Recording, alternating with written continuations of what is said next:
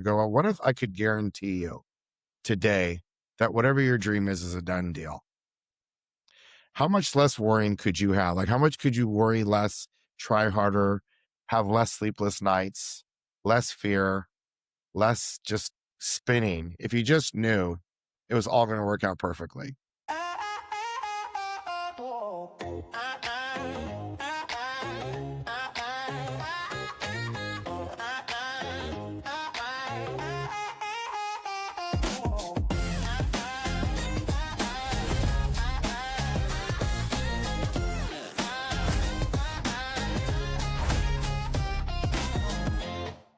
What's going on, everybody? Welcome back to another episode of Curiosity Class. Today is an extra special day because I get the honor and privilege to be joined by one of the first mentors I ever had in Austin, the creator of Fulfillionaire, the CEO and founder of Thrive FP, the founder of like 1,000 other things, JP Newman. Thank you so much for being here. Of course. Jeff, this is fun. It's just taking us a minute to get together. Yeah, it's okay. Good things always Yeah, do. good things take time. I think the way that I've described you to the most people is, have you ever read the Robin Sharma series? I haven't. There's like the Saint and the Saint, the Surfer, the CEO, the 5 a.m. Mm. Club. You ever read those books?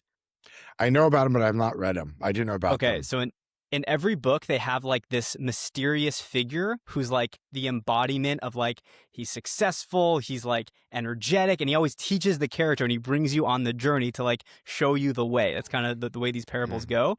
And when I met you, I was like, oh my God, you're like that guy in real life.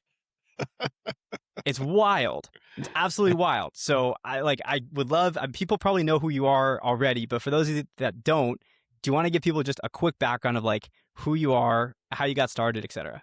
Sure. Well, I joke and say I was far from an overnight success. I spent a lot of my early 20s. I think I had 21 jobs in my 20s. But what really stuck in my mid to late 20s was vice president of family entertainment at Sony Pictures. And I did that for 5.5 years at Sony. And I really think of that as my MBA into business, working for a large corporation where they gave me a fairly entrepreneurial job. At the time, Sony wanted to compete with Disney and have an entire library of DVDs before they were streaming, of DVDs of like a family entertainment. And they didn't really know how to do it. And the truth is they wanted it, but they didn't want to really deal with it. They wanted to make Miramax kind of films. So they wanted to hire somebody to kind of like just build a children's family library that would compete with Disney. And here I come, and I came actually from the toy business. They shouldn't have picked me. I mean, of all the qualified candidates, I was probably the least qualified candidate to pick. I came from like making a toy company. We were making toys based on movies like Mattel would do. Like we're making stuffed animals and posters and all kinds of stuff on Jurassic Park and Lion King, kind of wild stuff. And when they interviewed me, I really didn't think I had a shot to like, what do I know about production and acquisition of children's titles? I did know a lot about family entertainment, but I think really what they saw in me was a go-getter. And I think they also saw that they wouldn't have to babysit me. And I think they didn't want to babysit anybody. I think they just wanted somebody with a lot of energy who maybe had some good street smarts. And also I did know a lot about, as far as films and family entertainment. I was just doing it from a different side of the business. But logically, you'd pick somebody who's produced films. You wouldn't pick somebody from a toy company. But I do think that's where my, whatever other word you want to use, of who I am kind of came through. Entrepreneurial spirit within a large corporation. And, when I was there, we built under my leadership, we built $150 million, probably bigger than that, actually. I'm trying to think how big it came to. Maybe it was big. It might've been like a $200 million business. We're doing things like, Jeff, you'll know some of the titles. So the strategy was we would produce our own things and sell them on DVD. So we produced things like, there was a book called Trumpet of the Swan by E.B. White, who produced Charlotte's Web, the same author of Charlotte's Web. And so we did that with Reese Witherspoon and a whole all-star cast. And I did a direct to video that it was actually in the movie theaters and what have you. We were doing things called Swan Princess at the time, which was a pretty famous Disney-like thing, mostly skewed towards girls, but kind of a Disney fairy tale series. We did all kinds of things. And then I would buy things like we would produce like I used to produce a lot of Christmas specials, Jeff. Every year I'd produce Christmas specials, which was pretty fun. Um, and then, but we'd also acquire. So if you ever heard of like Bear in the Big Blue House, Yeah, for or sure. yeah, have you ever heard of Dragon Tales? Like I feel like you might have, or Veggie Tales. Like you probably grew up on some of the things. So we were doing Totally. like a lot of Jim Henson stuff. We were doing a lot of like just various kind of things. So the library kind of became original production as well as like buying libraries and actually putting out television shows of things that were on for young, particularly in my world. But this might be a little boring detail, but it's kind of fun when it comes to streaming or how you make money with kids. At least back then, who buys DVDs at Walmart? Like who would actually buy it? And the answer is you're either buying like a action adventure for the whole family, or you're buying something to keep your kid busy so you can get 1 hour of peace. And so Hmm. the kid you wanted to keep busy is probably 8 years or 9 years or 8 or 9 years or younger that you could actually Okay. bribe with movies. So my audience was a very young audience that I was building towards, because those are the people who would spend $20 for so they could rerun that show and keep their kid busy in the car and keep their kid busy so they could get some peace. So my business at Sony was really targeted um to really like 9-year olds and younger. And it was super fun. It was really a great opportunity. A lot of the things you see in show business. In fact, there's a series out right now on HBO called The Studio. Have you heard of it? Mm-mm. It won best comedy this year, and I highly recommend it to the audience. It's not Seth MacFarlane, the Rogan? comedian Seth Rogen. So Seth Rogen stars in it. I highly recommend it. And the funny Okay. thing is it's based on the time that I was actually a studio executive at Sony Pictures. So a lot of it's a comedy of how dysfunctional and neurotic and crazy the system really is. And I got to witness it firsthand. I think it's probably a little different today than it was back then. It was a little more wild. And I saw some pretty crazy things. And they flew me around the world, and I got to do some pretty neat things. That's wild. And so what eventually, like, why did you leave? What was the ending like? So Because so that's one not of the what you do things, now. yeah, so I'll tell you, it's a kind of a funny story, Jeff. So one of the things about a studio, and if you haven't seen the studio, just trust me, see the studio. And so one of Okay. the things about Hollywood, especially when I was there in the 2000s, is you're either someone's golden child or you're not someone's golden child.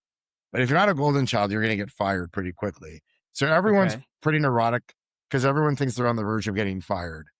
And so it creates a lot of stress and anxiety naturally within the industry. And I was the golden child because it's not that I didn't give a shit, it's because I was honest. And there was a lot of bad ideas that would go around the studio. And people would look at me, and apparently I didn't hide my expression well. If I thought it was a dumb idea, apparently I didn't hide it well enough that it was a dumb idea. So I'd be in a room of like 40 people or in a conference room, and there'd be some famous person there pitching an idea. I'm leaving the names out of it. You would laugh because you would know some of these people over there. And they'd be pitching ideas. And I would they'd look at me, and everybody would go around the table. And if the boss liked it, then oh, that's a great idea. One of the pitches was the guy says, I want to make a children's movie about hummingbirds. And he goes on for about all he's got about three. I think hummingbirds would be really interesting. They flitter, they fly fast. I just think we can make this great story about hummingbirds. And everyone's like, oh, great idea. Let's make a film about hummingbirds. That's just great. And I had not the best look on my face of like, that is the dumbest thing I've ever heard. And so the boss in a room of 40 people looks at me, he goes, JP, what's your problem? Like, you don't look excited about this. And I just go, I think it's the dumbest idea I've ever heard. And I probably shouldn't have said that. That was actually my problem, was I was way too honest. I was like, as an entrepreneur, it's good to be honest. And when you work for a big corporation, it's not always good to be so honest. So to answer your question, what happened was I was Wonder Kid for a while, but then the post of Wonder Kid changed who was in charge of it. And the guy who was in charge of it, like when my guy was in charge, I was Wonder Kid. A new guy came in charge of all the family entertainment, and he didn't like me as much because when in the past I'd also tell him that some of his ideas were dumb or I didn't like them. Okay. And he didn't want anyone who just didn't completely agree with him. What he really wanted Mm, someone was he wanted a yes man. And I don't yeah. think I've always been the best yes man. And so but I was on contract, so they were kind of forced to keep me because I was already on a contract. So I'd go to my office every day with nothing to do for like a year. I had an assistant, I had a balcony, they'd fly me places, but I pretty much was like, what do they call that in politics? When you're a lame, I was pretty much the lame duck. I had nothing to do. So I voluntarily quit. And here's the irony, Jeff, that you'll find super funny. So I quit because I was bored. I was like, I can't. I mean, they were paying me well, but like I'd come in at 11 and leave at 3 and drink coffee and walk around the movie studio. I don't know. I didn't have much to do. And And how old were you at this time? Like, what was the I how was many years had you 30 or been there? 30, like 30 or 31 years old. Okay. I'd been there for Okay. 5.5 years. And I was trying to get another job. At the time, it was pretty hard to get a job in animation. It's like kind of it was just the beginning of the animation revolution. And so I decided to go off on my own, and I started my own production company called Big Wheel Entertainment because I'm a mountain biker, so big wheel seemed cool. Plus, it's making fun of Hollywood. I'm a Big Wheel Entertainment, and I was lucky enough to get a couple things done. But my big project that I got, which I was super excited about, is I got the rights to make a film, very famous kids film called Where the Red Fern Grows. Have you ever heard of that film Yeah, of before? course. Yeah, so I'm the producer of that one. If you look at it, like way back, so I get Redfern Grows. I got Dave Matthews. You know who Dave Matthews is, right? Yeah, yeah. Yeah. So I got Dave Matthews like starring in. I got Disney. I got Disney to back me on this one, and I was the executive producer, which is a super big deal. I got Yeah. Allison Krauss that was doing the music to it, like all-star cast. If you haven't seen, if you don't know the book, it's kind of like Old Yeller from Disney. It's a boy and his Yeah, dog yeah, yeah. coming of age story. The dog dies in the end. Everybody cries. The goal is to get everyone to cry, right? That's kind of like Yeah. it's just. And if you haven't seen the movie, go see it. It's a great film. So the money, I had to go out and get the money to get the film made. And ironically, I learned in Hollywood, this is a good Hollywood secret. Everyone says yes, they're going to give you the money, but if the check doesn't come or the lawyer doesn't call you within 24 hours, it's just another liar in Hollywood. So I had to learn that, and so I had to kiss a lot of frogs. But finally, I meet this guy, and here's the irony: he's a guy who made his money in real estate in Texas. He lived in Houston, so he had all this money in real estate coming from Texas, and he's going to be my guy. So Okay. he finances this film. But really what he wanted to do is meet Dave Matthews. Like he didn't care. He made a lot of money in real estate in Texas and wants to meet Dave Matthews. And as soon as he meets Dave Matthews and meets the Disney executives and he calls himself executive producer, then he doesn't want me to be executive producer because he wants to go to the south of France telling people he's an executive producer. And finally, after like the film gets made, you can still see it. It's out there on streaming. And but he says to me, JP, I don't want two executive producers. I want that title. I want to make you assistant director. And I'm like, but that's not my job. I just got the entire film made. I got put the whole thing together. It's like, well, I don't really care. I'm just not gonna follow my contract with you. And you can sue me. I'm rich. You're 31 and you have no money. I'm rich. We can fight. I'll outweigh you, I'll exhaust you. And ironically, that was the end of my film career because by the time I got paid and paid my lawyers, um, I got about a third of what I was owed. And I actually had to get a lower title. And it was enough to get me out of the film business. So ironically, I got out of the film business. And the irony is I got into real estate in Texas. I moved to Austin and changed careers into real estate. So it took a real estate guy from Texas to screw me to get me into real estate in Texas and switch careers. Holy smokes. That's insane. Pretty insane story, right? What so do you remember like the day that you knew that that decision was happening? So like you would probably I would imagine it was a long drawn out process.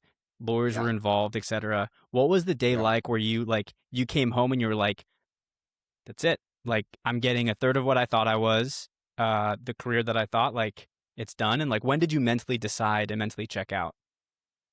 Um, It was slow for me because I kind of felt like, coming from a highly creative career, like, I was sitting there meeting, the movie stars, and I was the guy like you'd pitch to. So like I was the guy you'd pitch ideas to. So I had a highly creative job. And the thought of going into real estate, like as a real estate, syndicator, investor, and being a numbers guy, once I've been a highly creative Hollywood guy and all the movie studios and sitting there and writing songs with some of the famous songwriters and Hollywood and doing some pretty wild stuff. It was really seemed really depressing. It felt like maybe I had sold out if I was to do it. But at the time I also met the girl of my dreams, and I dreamed of financial freedom and realized that this path had taken me as far as it was going to take me. And so what I Okay. did at first is I tried to produce a couple other films while I was there, and my dad was kind of out of his real estate career. It was like he was retiring, but he mentored me for 2 years. So I was like, just to pay, I had to keep the lights on and pay for my shitty car and my shitty apartment. So, like, the films weren't doing it for me. Like, I needed to make some money, so I was doing, like, little real estate deals. I was, like, fixing flipping houses. I got my broker's license, and I was brokering small retail deals just to, like, pay the bills, and And this was in I LA. realized this was in LA, and then I realized that, it was a very hard thing, but I realized that the money was coming from real estate, not Hollywood, and it was getting bigger every year, not like crazy big, but bigger. And in Hollywood, I felt I had so little control over my fate or my success. It was so much in the hands of Nickelodeon or Sony or Disney that would always tell me they loved my projects, but when that lawyer doesn't call, you know the story. And Mhm. so I was spending lots of time and money producing some really fun stories, and but it wasn't translating to success. And so it became obvious to me that I wanted to marry this girl. I wanted to have kids, and I didn't want to be living in a shitty apartment and driving a piece of shit car. And Mhm. so that really became like it was a very practical decision. And then moving to Austin was the final piece because I realized that people still saw me. It was interesting. Like people either saw me as the movie executive, and that is now into real estate. So it's like you realize in LA, you have your fake friends and your real friends, and you won't Mhm. know until you're out of a movie studio or out of the business who your real friends and your fake friends are. Yeah. And so a lot of friends dropped me because I couldn't help them anymore. I was no longer in a movie studio. I wasn't a vice president. Like like I couldn't help them, and they dropped me. The other half stuck with me, and a lot of them are still my friends to this day. And then there was like the middle, the clueless ones are like, "So what are you doing now in real estate? Are you selling houses?" And I'm like, "No, I'm in commercial real estate. I'm trying to. I have a dream. I want to do apartments, and I want to do this. And you want to sell my house? No, I don't want to sell your house." Um. So Okay, wait. So so just to pause for a second. So yeah, you had this amazingly creative career. You had started your own production company. You're like, okay, this isn't really working. Your dad was in real estate. I think that was the key that I was missing. So he was yeah. My dad mentoring was in you. real estate, so he was mentoring me on how to Okay. do it. And so you're like, oh, I'm getting this. I'm slowly getting better. I'm doing deals, and this is making more money than my movies are. Right. So then, at what point did you decide to go? All right, I'm all in on real estate. And then I want to talk about how you picked Austin. Yeah. I think that it took me almost a year and a half of this hybrid model to go fully into real estate. Okay. I started making money. I mean, honestly, it's like, Jeff, you're in that phase with a newborn. I mean, I had big visions. I found the girl of my dreams, and I had big dreams of kids. And I think at that time, actually, she had just gotten pregnant with our first kid, who now, who's now 20 and at University of Miami. Go Canes, go Canes. Right. Wait, Canes, not Texans. I get it the U. Canes, go Canes. I got to keep my kids straight. So a lot of it was driven really by necessity. And I'll tell you, it was a very heavy thing because I felt like a sellout. I felt like, my Mm-hmm. God, how did I give up a creative career for this boring real estate career? I'm a real estate finance guy. Like I've sold out. And Mm-hmm. it really took me a long time to find my mojo and to find my creativity in what could be a very boring business or what could seem like a very boring business.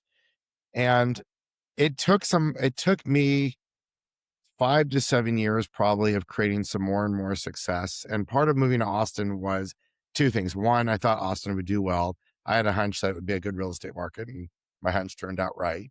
But also, I kind of wanted to erase the identity of JP Newman, the Hollywood guy. Like I didn't want to be known anymore. I didn't want to be looked at with that story behind me. So moving to Austin, not knowing anybody was a way to start clean. So like fresh life, new wife, about to have our first kid and knowing nobody and moving to Mm-hmm. Austin for a fresh start as just a real estate guy. Um, which was kind of scary. It's like leaving everything behind that you knew. Dude, that No, sounds nothing really to fall terrifying. back on. Yeah. But it was necessary. It was kind of like an identity. You go through these phases of life, I think, of these identity changes. Like, when you get married, I think it's a big moment of an identity change. I think fatherhood is a big moment for an identity change. I can tell you, having my kids both out for college, which just happened about 3 months ago, is an identity change. You kind of have these major pivot points in your life, and you can be scared of them or resist the change, or you can embrace the change. And I think that one of the things I've learned through my life is that by having the courage to embrace the change has been, for me, has worked out. Even though there's not always proof at first that it's going to work out, long term Right. looking back, I feel like it's really worked out really well. And you said that there was like kind of this 5 to 7 year period of like, I don't know, I forget the words you used, but it was like you're kind of, it's tough. It wasn't like you got to Austin and things became easier, right? Like you were grinding for a long time, right? I was grinding, just grinding to pay the bills, grinding to keep the diapers on the kids, tension at home over money, because I was watching every penny. Mm-hmm. And yeah, so there's just moments of just building a career, um, tension on that. I can tell you one thing that was such a game changer though. By buying a house at the time in Austin, a house that I could afford, um, and moving to a market that I could afford that was a lot less than LA, it took so much pressure off of me to have to pay for a mortgage that was already beyond me. And Mm, because I bought a house that I could afford, it was almost the same as apartment rent at that point. It was like a nice apartment. It gave me an opportunity to take risk and to start a company. And it gave me enough breathing room to create success. Those 5 to 7 years, it worked because I wasn't financially burdened with $8,000 rent. It was yeah. like, so I created a good container to give myself the time I needed, enough time. It always takes longer. Always. I find it generally takes longer than you think. I have an Mm-hmm. expression. I read it from a book years ago. And overnight success takes at least 3 years, Yeah. maybe five. And that's been my experience too. And so what was let's focus on that for a minute. So like your first couple years, you're grinding, it's hard, it's tense, you have a newborn, you're newly married. Like why did you decide to keep going? Like were there bits and pieces of like, oh, this is kind of working, or like, oh, I can kind of see like lights at the end of the tunnel? Were there little nuggets? Like what kept you going during those Yeah. times? I think two things. I think, I'm a numbers guy, Jeff. I can obsess over numbers. We have some lineage to Albert Einstein on my dad's side. And I think I have Okay. maybe 1/10 of 1% of Einstein's. I love numbers and deals. And my dad does too, by the way. It's pretty funny. And so I could see that year after year, my income was going up. Like it wasn't flat. Like it wasn't like crazy. It wasn't parabolic. It wasn't like I was doubling my income. But let's say every Mm-hmm. year I was making 10 to 15% more than the year before.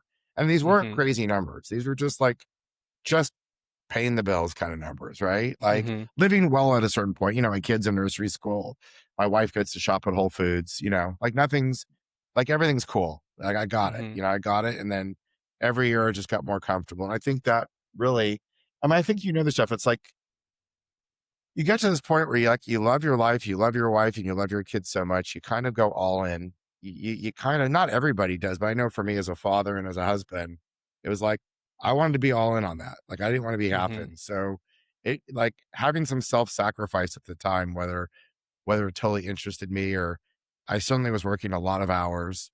Uh, I was grinding. I was grinding really hard, but I was grinding, but it was worth it because I'd come home to my wife and my kids and I loved what I had at home. And that's such an important Mm-hmm. piece of it. You know, in Fulfillionaire, Jeff, I talk about there's four dimensions to wealth. There's money, which is your prosperity, but there's the four P's of wealth. And the four P's of wealth, they're your purpose wealth, what's your connection to a higher purpose or your legacy. There's your people wealth, which is what is your connection not only to yourself, what is your connection to your wife, your kids, your community. Like that's people wealth. And that's where you get so much fulfillment Mm-hmm. from people wealth. Then there's play wealth. What is your connection to joy and aliveness? What turns you on? Is it racing cars? Is it jogging? Is it like going on crazy trips? Like are you really churning that? And the last one is presence wealth, which is different than time wealth. Are you spending your days stressed out, running like a chicken, reacting to your Mm-hmm. iPhone? Or Mm-hmm. are you having some more moments in your life of, you know, waking up peacefully, living your life in presence and Mm-hmm. going to sleep with some peace? And are you working Mm-hmm. towards a practice, any spiritual practice or whatever practice you need, breath work, you name it, that's bringing you more towards that kind of what I call presence wealth. And I think what I'm describing to you really at that time was my people wealth. I don't think I had a name for it, but it's Mm-hmm. like love for my family was driving me. So like it didn't really matter how much time I grinded. It really didn't matter what it was going to take because it was worth it. And So generally, I think in life, when you're working for a cause that's bigger than yourself, is where you find the juice. Like where you find happiness in life, where you find fulfillment in life, is when it gets to be bigger than yourself. So JP, let me ask you a question on that time. So like you're spending all this time, and I know you're saying like you love your family, so it felt great to come back. But was there ever a party that you're like, damn, I'm missing stuff because I'm grinding so much to build this future for them? Like, how did you think about balancing all your responsibilities? Because like you have this drive, you're obviously an extremely driven, successful person. So like I'm sure when you're like, did you like when you're at home, were you thinking about work, and when you're at work, were you thinking about at home? Sometimes, sometimes I'll tell you, Jeff, this is how I kind of see it. I think a lot of people don't get this right when it comes to time. I think when you tell people on stage or if you read on Instagram, you know, you're working too much, you're working too many hours, like there's a lot of guilt and shame in that. And Mm-hmm. I think there's different times in life where there's nothing wrong with grinding. Mm-hmm. What I found, you know, now that I'm on the other end of this, that I think people think like the more time you spend with your kids, the better. Mm-hmm. And I would argue it's not the more time that you spend with your family, it's better. It's the more time in presence with your Mm-hmm. family, that's better. The more time you spend honoring your commitments, if you tell your kid or your wife you're going to be at the soccer game or this is important, you show up, but you don't just show up. You show up and you're present. You're Mm-hmm. not on your phone texting. You're not Mm-hmm. doing something. You're like, even to this day, I try, not always perfect, that if I'm on date night with my wife, it's date night with my wife. I'm not Mm-hmm. making calls. I'm not checking text. I'm not, you know, doing in between. I'm like, it's presence. So I would Mm-hmm. argue that presence is more important than time. So I don't know if I ever told you this, but when I first moved to Austin, you were extremely generous with your time as you are today, and you invited me to your office, and Mm. we had this amazing do you remember this? No, tell me. We had this amazing conversation. It was so cool. Like it was, I don't know, just like the cool. I forget. We scheduled like maybe 30 minutes. We talked for like an hour and a half in your office. It was awesome. And I remember thinking at the time, like everything you said was amazing. But one of the coolest things that stuck out to me was you didn't look at your phone once Mm. the whole Yeah, time. And like you're a busy guy. You have stuff going yeah, on. There's a lot of yeah. things that could be drawing your attention. And I remember thinking like, holy smokes, like my phone was buzzing. And I'm like, okay, whatever that is, way less important. If JP's not touching it, like there is 0% chance I could pull mine out. Yeah. So I just remember being super impressed by that and like feeling Thank you. very like it was like, ah, like I felt like the most important person in the world at that time. It's great. And I really try to do that. I think that's I get a lot of feedback about that. I really sometimes it's bad because sometimes people can misread it like everyone. Sometimes people think, "How many best friends do you have?" And I think that that gets confused. It's not that I have 1,000 best friends. It's just that I try my best to be present with what's in front of me as from a place of choice. Hmm. And so I say no to a lot of things too, of just like I try not to say yes to everybody because that also keeps you out of presence wealth with your family. And then Hmm. we all only have the same amount of time in a day. So you want to use it wisely. But like if I said yes to you, like, let's get to know each other better, then why not Hmm. give you my full presence? Right. For sure. For sure. So okay, so let's Don't you hate when you're let's talking to somebody and you know they're like only like 25% there? Like you're at a meal or like you're at a lunch or you're at a meeting and you kind of tell they're kind of like listening to you and they're on their phone or they're on their screen at the same time typing away. Doesn't that just not feel great? yeah, it's the worst. And like I think the so to get a little personal, like the worst part for me is when I realize that about myself. Like Yeah. if I'm on my phone and like it's been a lot like I'm this year I'm really trying to make it a priority like no phone around the baby. Like if Yeah. I'm with the baby, like just it doesn't matter. And it's hard. It's really hard. And so I'm like, "Oh, okay, I need this. If it's hard, I need it." Right? So Yeah. um I want to ask like a practical question. So a lot of people listen to this. They're my age. They have young families. They're building businesses. They're building careers. It feels like a lot of pulls for attention and a lot going on. What's your advice to people who are trying to be the best at everything they can? How can people be the best parents, the best founders, the best entrepreneur? Like people who want to maximize everything without giving up things that are important to them. Yeah. I don't know that you can maximize everything. I don't know. I don't know if I even like the word how to be the best because that implies everything else is less than the best. Hmm. And I think what's a better kind of mindset is what are the things that are most important to me? I call it the why that makes you cry.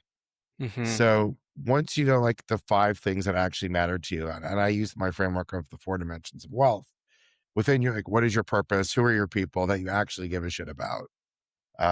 What lights you up? Do you love to write? Like are you doing those things? And I think if you can keep out a lot of extraneous things, because everything's competing for our attention these days. ChatGPT Right. wants your attention, Instagram wants your attention, and they're driven to capture. I mean, literally, the world is driven and paid to capture your attention, right? Right. Like all these funnels, they're trying to get you to serotonin drip so that you'll stay as long as possible, so they can sell you Coca Cola. And so once you really get clear, I think for a lot of people, they're not really clear on like you just said around the baby. I don't want to have a phone. So like Mhm. your baby is a not nego is a non-negotiable. But Mhm.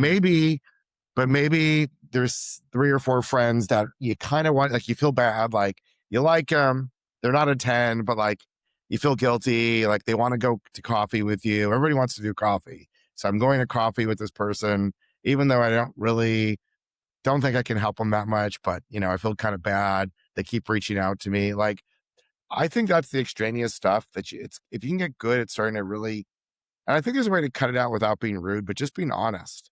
And I think that will free up so much time. And so I think that when you really are, you're really kind of like, what you want, you're not trying to be the best at it, but you give that your full attention. Uh, I think that's how you, I think that's how you win at that game of juggling parenthood, career, and marriage. And they all I had someone ask me the other day, Jeff, feel pretty. I was on a ski slope last week and I had a young guy ask me, he's 23. JP, I don't understand. In your 4 dimensions of wealth, like I got 3 going good, but one's going bad right now. Like I'm just horrible in this. Like in this case, like my marriage is going bad. I'm having, and he's like, I don't know. He's like, I just don't get how I'm ever going to get to like this perfect spot. And I said, because you're not going to get to the perfect spot. Like there's always going to be something. So like when your marriage is up, maybe one of your kids is sick, or maybe yeah, your marriage is great, but your business is down. You got to figure out Mhm. that person canceled the sale. So it's not about trying to get it perfect or even being the best at it. I kind of see it as a breathing organism. And say Mm. once you know your 4 Ps, your things that matter to you most of your organism, it's going to expand and contract. You're going to have times when it's like everything's actually just working. Gosh, Robin's great. My kids are great. My kid's great. God, I'm making money. The podcast is going great. My health is great. And you should enjoy that ride. Like enjoy that. It's like a wave that you're surfing. Like, wow, I caught the wave. Isn't that just amazing? Right.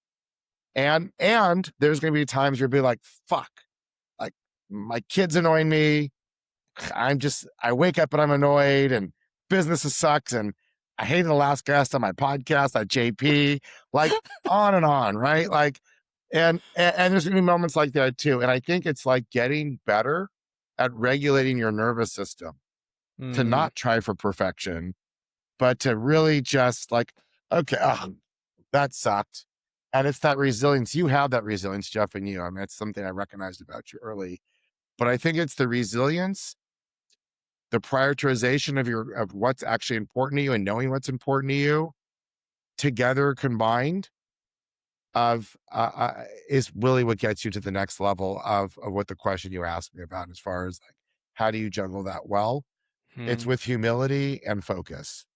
hmm. So so knowing what you know now, what would you have changed during this time, if anything? Like if you could go back and do it again, and then I want to get to Fulfillionaire and like talk Sure. more about and like go deep in to 4D wealth. Okay. Well, it's so easy to say, but I think it's kind of true, but I don't know if we can do it as humans or not. Like, what if you absolutely knew, Jeff, that like in 10 or 15 years from now, that whatever your dream is, whether you have a dollar amount or your kids are going to grow up or your marriage is going to go up, what if I could guarantee you today that whatever your dream is a done deal? How much less worrying could you have? Like, how much could you worry less, try harder, have less sleepless nights, less fear, less just spinning if you just knew it was all going to work out perfectly?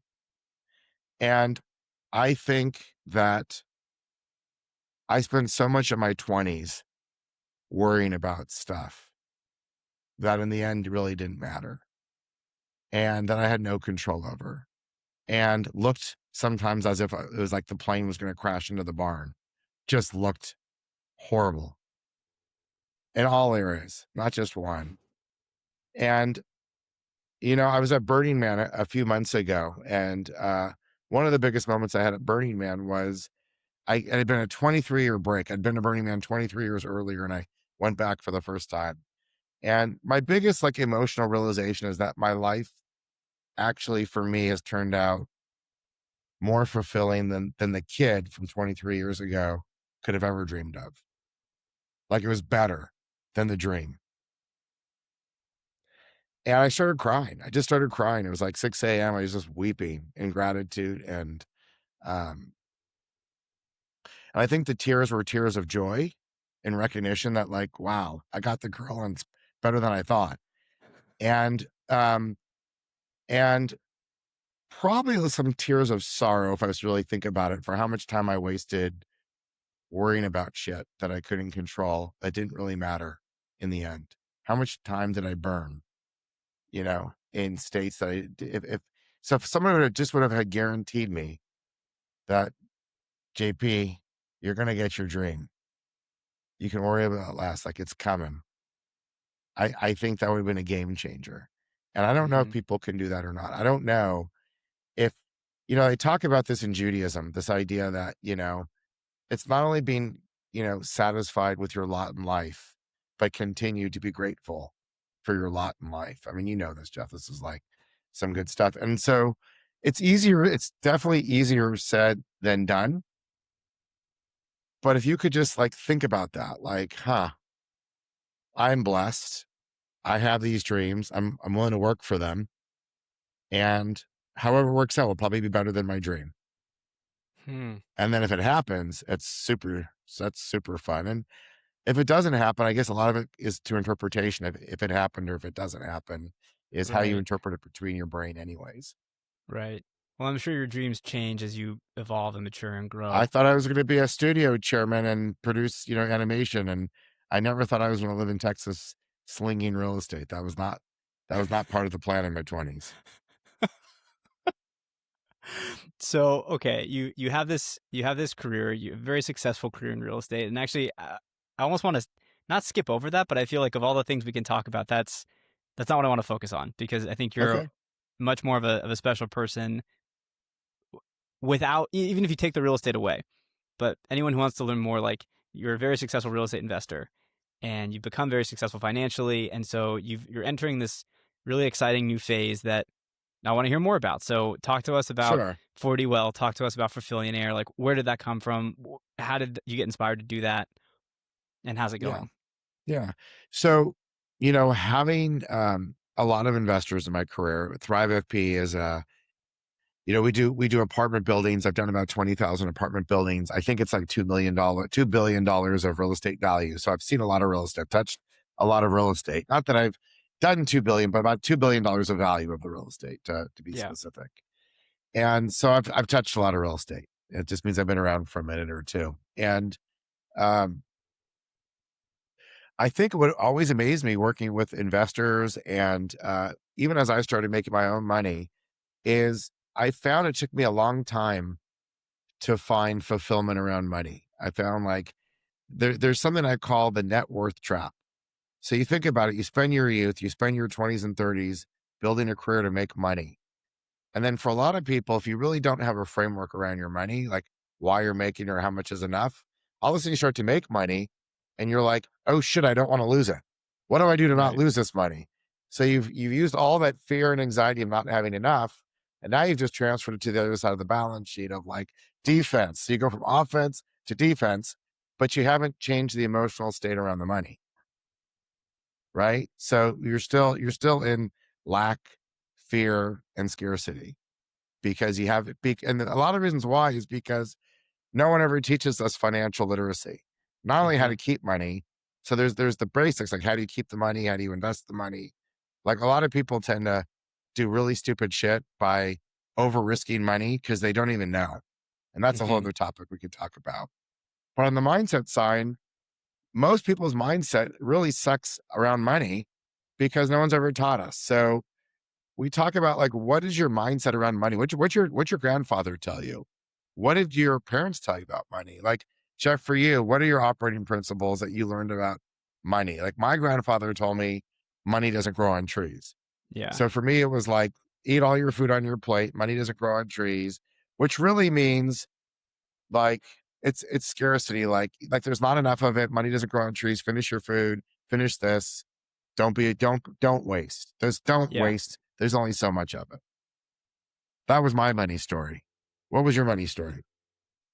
Very similar. Like money doesn't grow on trees, but I think at the same time, I think something I'm really grateful for my parents is that they did a really good job instilling the value of a dollar. So like we all, though I'm the youngest of three brothers, we all had jobs from basically as young as I can remember. Like we lived in Canada at the time, so when I was 15, I went out and got a job, and it was awesome. So like, wait, I can make money. This is sweet. Yeah, Like my dad would teach us about interest rates by we played Monopoly. He would offer us loans. it's And so great. like I think it was a very unique perspective, but it was still very much like yeah, money doesn't grow on trees, value of a dollar, like we need to work hard and like be driven and a lot of emphasis on like saving and investing. It's great. But what was so would you say it was the value of a dollar? The value of a dollar, yeah, yeah, I think so. Okay. And then also like compounding, so like understanding how interest works and how Yeah. compounding works. And so like By the way, those are skills. What I'm actually leaning towards is actually mindset. Like what is your operating principle on money? More than the skills or the tactics. It's more like uh, money's the root of all evil. Uh no, we didn't have money. that. No, no, I'm, But I'm saying, I'm saying, but and it could have been like money is for good. Like with right. money, we can give more money to charity. Like it doesn't have to all be bad. It's just for a lot of people between your friends, your family, and your church or your temple.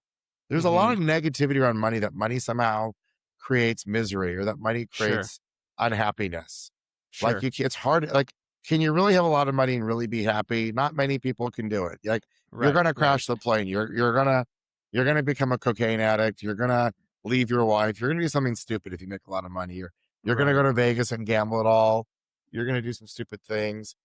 So the idea is if most of us are kind of in that, uh, I'll call it scarcity or just you can't have it all. Let's just call it you can't have it all. Sure. So fulfilling is all about what if you can have it all? And that's been my journey of what if you can have it all? You can be fulfilled. And what does even having it all even mean? And that's a lot of my journey. It's been like, because I started making money and I went right into the net worth trap. I started getting more fearful. Did I have enough? Would I lose it? Would I change? Like I didn't trust myself around money because I never had it. So all of a sudden, now I had it, and no one taught me how to have a relationship with money and what the relationship should be. So Fulfillionaire is really a lot about what should your relationship be around with money to create a fulfilling relationship with money. Hmm. Dude, I love that. It's amazing. Thanks. Have you thought like I know you said we're talking about with 4D wealth. This was like you were doing this, but you didn't know that you were doing it, and so now this is like you're putting it into a box and putting a kind of putting a container around it. Is it similar with Fulfillionaire? Yes. So I realized this after my 20 years of working with investors, managing my own money, and how to really figure out how I could find fulfillment. How could I find safety? Because guess what happens in the world? Just like I said, you can't have it all at once. Well, shit happens. Black swans happen. So right now, real estate is on fire. It's horrible. It's I've seen values go down. There's stress. So like your net worth, unless you're just like a doctor or something. But for most people, it's not that. It's not this line that goes straight up, especially if you're an entrepreneur. You have a good year, there's a setback, maybe you're lucky you have a sale, maybe you don't. So you kind of get a lot of this like volatility. So Mm-hmm. how do you stay present, sane, and fulfilled when the world is showing you volatility? And Mm-hmm. that's kind of it's my journey of a lot of volatility. Being an entrepreneur, there's years that are just insane. There's years that just are not insane with a lot of pressure. And I think having the mindset and the framework of fulfilling, or I created, is just my own experience and action. And quite frankly, I'm trying to help people your age find. It took me a bunch of years to get to this point of both in tactics and strategy and financial planning. Like, actually, what's my tax strategy? What's my asset protection strategy? What's my investment strategy? What are all these strategies that work to protect me and my family, and that I can continue growing this in this volatile curve? And that's really what Fulfillionaire is. It's the birth of that for me. That's amazing. And so what does it look like in the future? Like what are you building and where do you hope to be in a year? So my podcast, which was called Investing on Purpose, I just renamed it Fulfillionaire, and I interview Fulfillionaire. So it's both. It's a show for people who want to be inspired by other people who have found fulfillment with money, but also what tactics did they use within the four dimensions of wealth? Like, how'd they do it? What was the mindset?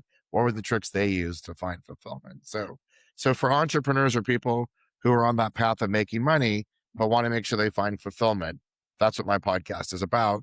And now for entrepreneurs who have gotten to a certain point, let's say they made a few million or they've gotten so far with their company, but they're still not feeling safe. They're still in the net worth trap. They would come to my workshop. And I do these 2 day Hmm. workshops here in Austin called Fulfillionaire Weekend. And I keep it to 25 people. They're pretty intimate and they're transformational. And so I think in this year, we're going to do more workshops. We're actually going to have the first Fulfillionaire trips. We're going to do some private skiing. We're going to do some private wake surfing.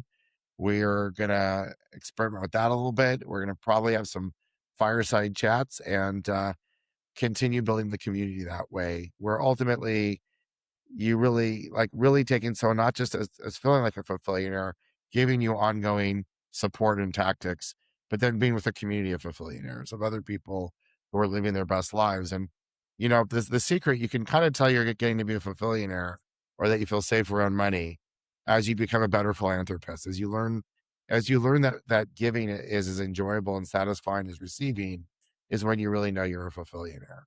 Mm-hmm. And so really my goal is to curate a community of fulfillionaires that are not just investing together, but giving together. And that's really what the basis for Fulfillionaire.